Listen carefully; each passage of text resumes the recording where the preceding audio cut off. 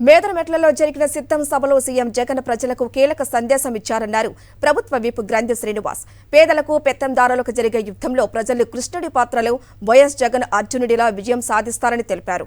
అధికారం కోసం నీతిమాలిన పార్టీలతో చంద్రబాబు పొత్తు పెట్టుకుంటారని దుయ్యబట్టారు. ఎన్నికల సమయంలో ప్రజలను వంచనలకు గురిచేయడం చంద్రబాబుకు వెన్నతో పెట్టిన విద్య అని ప్రభుత్వ విప్ గ్రంథి శ్రీనివాస్ విమర్శించారు. ఎన్నికలు రాబోతున్నాయి. రేపు జరగబోయే ఎన్నికలు యుద్ధం, కురుక్షేత్ర యుద్ధం లాంటిది. యుద్ధంలో శ్రీకృష్ణుని పాత్ర పెత్తందారులు ఉన్నారో పేదలకి పెత్తందారులకి మధ్యన యుద్ధంగా ఈ యుద్ధంలో, ఈ కురుక్షేత్ర యుద్ధంలో ఏదైతే ఈ వర్గాలు ఆర్థికంగా ఎన్నుకబడిన ప్రతి వాళ్ళు కూడా శ్రీకృష్ణుని పాత్ర వహించాలి.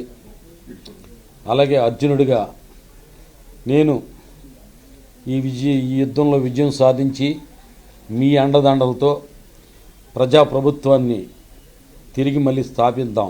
రాష్ట్రంలో ప్రజలకు సంబంధించి ముఖ్యంగా డీబీటీ కానీ నాన్ డీబీటీ కానీ ద్వారా కానీ 3,70,000 కోట్ల రూపాయలు ప్రజలకి మంచి చేయడం జరిగింది.